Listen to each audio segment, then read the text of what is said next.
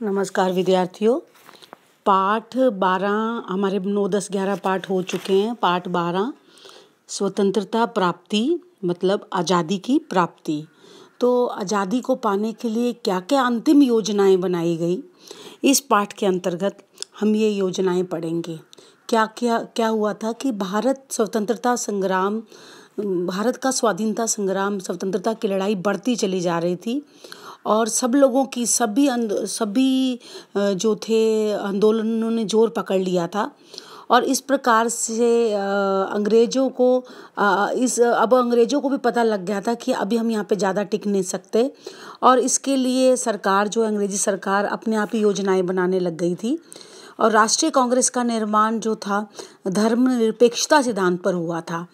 तो यहाँ पर हम पेज नंबर 56 पर ये पढ़ने जा रहे हैं। राष्ट्रीय आंदोलन में कौन थे? जाति धर्म में बहुत सारे लोग शामिल हुए। अंग्रेजों ने इस आंदोलन को कमज़ोर बनाने के लिए फूट डालो राज करो की नीति का मतलब सहारा लिया। और क्या हुआ कि उन्होंने सोचा कि अगर हम हिंदू मुस्लिम में फूट डाल देंगे अंग्रेज़ सरकार ने, तो इस तरह से जो बंटवारा होने पर हिंदू अलग हो जाएंगे, मुस्लिम अलग हो जाएंगे और हमें इनको जीतना फिर से आसान होगा। सन 1930 में उन्होंने प्रसिद्ध कवि डॉक्टर मोहम्मद इकबाल ने स्वतंत्र मुस्लिम राष्ट्र पर का विचार रखा और उसके बाद कहते हैं कि बाद में चौधरी रहमत अली ने पाकिस्तान की संकल्पना प्रस्तुत की। तो इन्होंने अपने प्रश्न उठाया कि पाकिस्तान बनना चाहिए। बैरिस्टर मोहम्मद अली जिन्ना ने द्विराष्ट्र का सिद्धांत रखा और स्वतंत्र मुस्लिम राष्ट्र अर्थात पाकिस्तान की मांग की।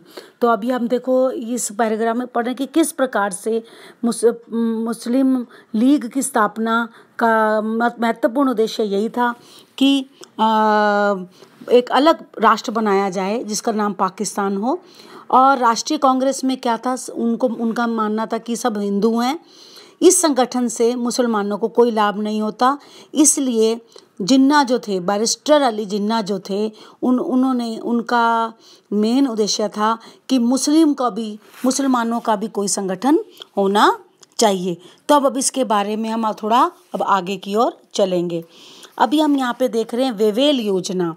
जून 1945 में क्या हुआ, भारत के वायसराय लॉर्ड वेवेल ने एक योजना बनाई और इसमें केंद्रीय प्रांतीय मंडल में मुस्लिम, दलितों और अल्पसंख्यकों को प्रतिनिधित्व दिया गया, मतलब उनको इम्पोर्टेंस दी गई। और वायसराय के कार्यकारी मंडल में हिंदू और मुस्लिम सदस्यों की संख्या समान रहेगी, ऐसा कुछ नियम बनाए गए। इससे क्या हुआ, इस योजना पर विचार करने के लिए शिमला में भारत के प्रमुख राजनीतिक दलों की बैठक बुलाई गई और इसके बाद वे जिन्ना से आग्रह किया कि वायसराय के कार्यकारी मंडल में मुस्लिम प्रतिनिधियों के नाम सुझाने का अधिकार मात्र मुस्लिम लीग का होना चाहिए। राष्ट्रीय कांग्रेस ने इसका विरोध किया। इसके कारण वेवेल योजना सफल यहाँ पर नहीं हो गई, जो कि 1945 में शुरू की गई थी वायसराय लॉर्ड वेवेल जी के द्वारा।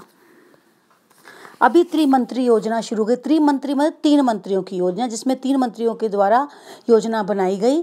अब भारत को आज़ादी देने के लिए ब्रिटिश शासक उसमें लग गए। ब्रिटिश प्रधानमंत्री एटली ने पार्लियामेंट में भारत के विषय में नीति स्पष्ट की। उसके अनुसार भारत की जनता को भारतीय संविधान निर्माण करने का अधिकार मान्य किया गया और यह भी स्पष्ट किया गया कि अल्पसंख्यकों की समस्याएं और मुद्दे भारत की स्वतंत्रता के आड़े नहीं आएंगी। सन 1946 में ये त्रिमंत्री योजनाएं बनाई। देखिए, आप यहाँ देख सकते हैं 3 मंत्री दिखाई दे रहे हैं, जिसमें एक है ब्रिटिश मंत्री जो है पैथिक, लॉरेंस स्टैफोर्ड क्रिप्स और एवी अलेक्जेंडर। ये प्रतिनिधिक मंडल ने भारत के संदर्भ में इंग्लैंड की योजना को भारतीय नेताओं के सम्मुख रखा, इसलिए इसको त्रिमंत्री योजना भी कहते हैं। लेकिन इस योजना में जो भी नियम बनाए गए वो राष्ट्रीय कांग्रेस को मान्य नहीं थे और इस प्रकार से इस योजना में मुसलमानों के स्वतंत्र राष्ट्र की स्थापना का प्रावधान नहीं था। अतः मुस्लिम लोग भी मतलब नाराज हो गए कि उन्होंने जो एक अलग मुस्लिम लीग की स्थापना का संगठन की मांग की थी वो भी इसमें नहीं था। अभी हमारा जो एक मेन जो आता है प्रत्यक्ष कृति दिवस।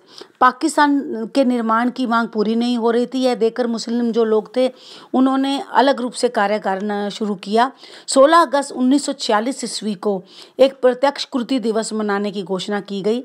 इसके अनुसार मुस्लिम लीग के मानने वाले लोगों ने हिंसक मार्ग को शुरू किया, मतलब बहुत मारपीट हुई, दंगा फसाद हुआ और बंगाल प्रांत में नोखाली में भयंकर हत्याएं हुई। इस हिंसा को रोकने के लिए गांधी जी ने प्राणों की परवाह किए बिना वे वहां गए और शांति स्थापित करने के लिए उन्होंने वहां पर बहुत सारे प्रयास किए। तो अभी यहाँ पर हम यही पढ़ रहे हैं। उसके बाद अस्थायी सरकार का गठन। इस देश में हिंसा की आग धधक रही थी। वायसराय लॉर्ड वेवल ने अस्थायी सरकार का गठन किया। पंडित जवाहरलाल नेहरू इसके प्रमुख थे। अस्थायी सरकार में शामिल न होने का निर्णय प्रारंभिक समय में मुस्लिम लीग ने लिया। वो बोले कि हम इसमें शामिल नहीं हो गए, परंतु बाद में जाकर वो लोग शामिल हो गए। परंतु मुस्लिम लीग के नेताओं ने अड़ियल नीति अपनाने के कारण अस्थायी सरकार का जो शासन था ठीक तरीके से नहीं चल सका। तो अब हम यहाँ देख रहे हैं कि हिंदुस्तान और पाकिस्तान दो रूप बन चुके थे। राष्ट्रीय कांग्रेस में हिंदुओं का था और मुस्लिम लीग में उनकी मांग थी कि इसके बाद आता है माउंटबेटन योजना। माउंटबेटन योजना के बारे में हम यहाँ पर पढ़ेंगे। यहाँ फोटो में हम देख रहे हैं लॉर्ड माउंटबेटन हैं, जिनका इंग्लैंड के प्रधानमंत्री एटली ने घोषणा की कि सन 1948 ईस्वी से पहले इंग्लैंड भारत से अपनी सत्ता को समाप्त कर देगा और यहाँ से चला जाएगा।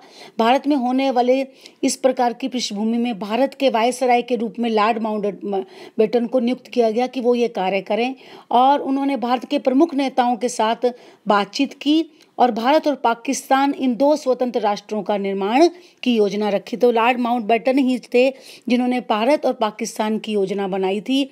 और राष्ट्रीय कांग्रेस का विभाजन को विरोध था कि उनको नहीं चाहिए था कि हिंदुस्तान पाकिस्तान दो राष्ट्र बने।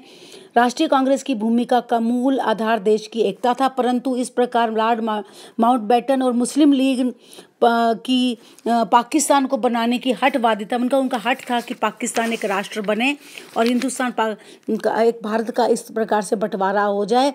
राष्ट्रीय कांग्रेस ने इस प्रकार से इस निर्णय को लेकिन इस विभाजन के अतिरिक्त कोई और रास्ता नहीं था। इस प्रकार लॉर्ड माउंटबेटन की बनाई हुई योजना के आधार पर 18 जुलाई 1947 को इंग्लैंड के पार्लियामेंट ने भारत को स्वतंत्रता का घोषणा पारित किया। इस कानून में उल्लिखित प्रावधानों के 15 अगस्त 1947 ईस्वी को भारत और पाकिस्तान दो राष्ट्रों में बंट गया। और इस प्रकार से इन राष्ट्रों को ब्रिटिश पार्लियामेंट का कोई भी अधिकार नहीं रहेगा। अब ये पूर्ण रूप से आज़ाद राष्ट्र थे। इनकी रियासतों पर भी ब्रिटिश का कोई अधिकार नहीं रहेगा। वे भारत अथवा पाकिस्तान में शामिल हो सकते हैं अथवा स्वतंत्र रह सकते हैं। और इस प्रकार से 15 अगस्त 1947 को भारत को स्वतंत्रता प्रदान की गई। सन 14 अगस्त 1947 ईस्वी की मध्य रात्रि को दिल्ली के संसद भवन में के सभागार में संविधान सभा की बैठक बुलाई गई और मध्य रात्रि मतलब आधी रात के समय 12 बजे भारत मतलब गुलामी से आज़ाद हुआ। ब्रिटिश को उनके झंडे को नीचे उतारा गया, उनके स्थान पर भारत का तिरंगा झंडा फहराया गया। इस प्रकार 150 साल के बाद हमारा भारत देश आज़ाद हुआ।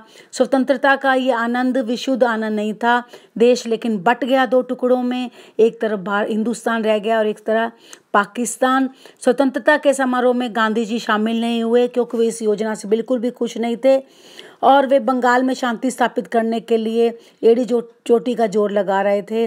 केवल भारत आज़ाद होने के केवल 6 महीने में 30 जनवरी 1948 ईस्वी को नाथूराम गोडसे ने गांधी जी की मतलब बुरी तरह से हत्या कर दी। इस प्रकार हिंदू मुस्लिम एकता को बनाए रखने के लिए गांधी जी दिन रात परिश्रम करते रहे।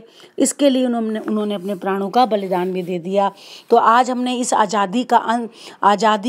इस गुलामी का अंत और आज़ादी की प्राप्ति को देखा कि किस प्रकार से 15 अगस्त 1947 को 14 अगस्त रात्रि को 12 बजे के बाद हमारा तिरंगा ध्वज फहराया और हमें भारत देश को आज़ादी मिल गई।